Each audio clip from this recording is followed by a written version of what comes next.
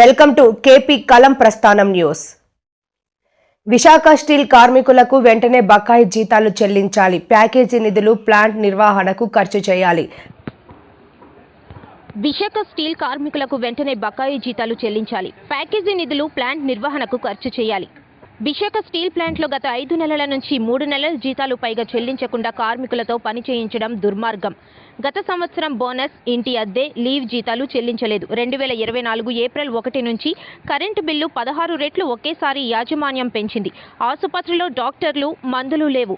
ఇతర ఏ స్టీల్ ప్లాంట్లో లేకపోయినా బయోమెట్రిక్ పేరుతో ఎటువంటి అనుమతులు అతి ముఖ్య అవసరాలకు కూడా ఇవ్వడం లేదు.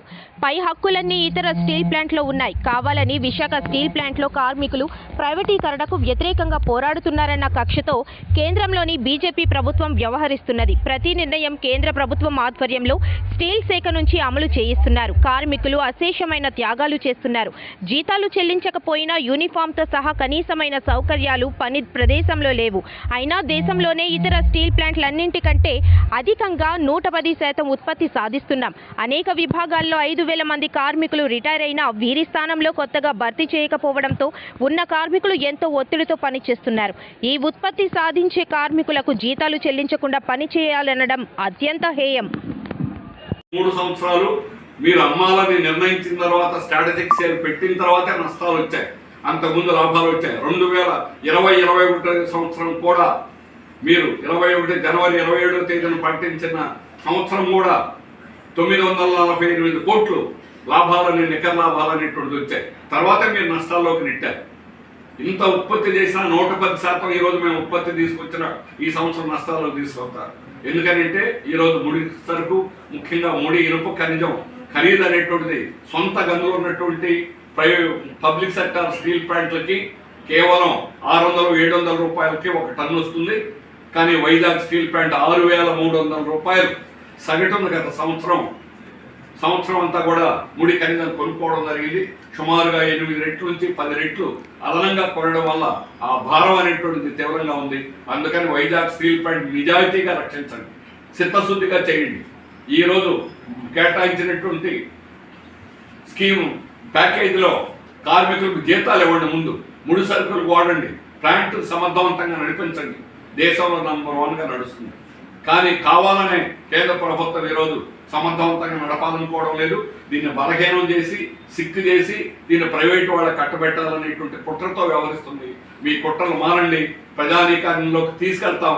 రాష్ట్ర ప్రజానీకం యావత్తులోకి కూడా ఈరోజు స్టీల్ కార్మికులు అట్లాగే కార్మిక సంఘాలన్నీ కూడా రాష్ట్రం అంతా అవసరమైతే తిరుగుతాం. రాష్ట్ర ప్రజానీకానికి యావత్తు కూడా వాస్తవ విషయాలు అనేటువంటి చెప్తాం, ప్రజలను కదిలిస్తాం.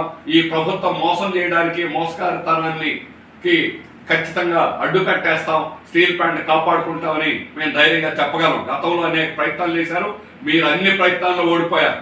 మేమే గెలిచాం. గత 4 ఏళ్ళు మీరు చేయని ప్రయత్నం లేదు.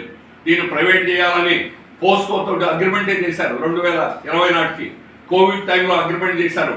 అగ్రిమెంట్ ఫెయిల్ అయింది. వాడు దండం పెట్టి పారిపోయాడు. అలాగే మీరు దీన్ని అమ్మాలని వాల్యుయేషన్ కమిటీ వేశారు, 3 కమిటీలు. ఆ కమిటీలు విశాఖపట్నం స్టీల్ ప్లాంట్లోనే దిగలేకపోయాయి, వాల్యుయేషన్ కట్టలేకపోయాయి. ఈ రోజు దాన్ని ముక్కలు చేసి అమ్మాలని ప్రయత్నం చేశారు, అది కూడా ఆగిపోయింది. అందుకని ఈరోజు స్ట్రాటజిక్ సేల్ ఇంకొక పద్ధతిలో దీన్ని ప్యాకేజీ పేరుతోటి సిక్ చేసి ప్రైవేట్ వాడికి ఇవ్వాలని ప్రయత్నం చేస్తున్నారు. ఈ ప్రయత్నం కూడా గ్యారెంటీగా విఫలం అవుతుంది. అందుకని ఇప్పటికైనా కూడా మీరు చేసేటువంటి తప్పుడు పనులు విరమించుకొని నిజాయితీగా విశాఖ స్టీల్ ప్లాంట్కి చిత్తశుద్ధిగా దీన్ని కాపాడేటువంటి ప్రయత్నం చేయండి. దానికి 2 ప్రధానమైనటువంటిది. ఈరోజు ప్యాకేజీలో ఉన్నటువంటి అమౌంట్ని కార్మికుల యొక్క జీతాలకి, అలాగే ముడి సరుకుకి, అలాగే ఎక్విప్మెంట్, నట్టు బోల్ట్ కూడా కొనకుండా ఈరోజు ప్లాంట్ నడుపుకుంటున్నారు. వాటికి ఎక్విప్మెంట్కి ఉపయోగించండి. 2వది సొంత గన్ను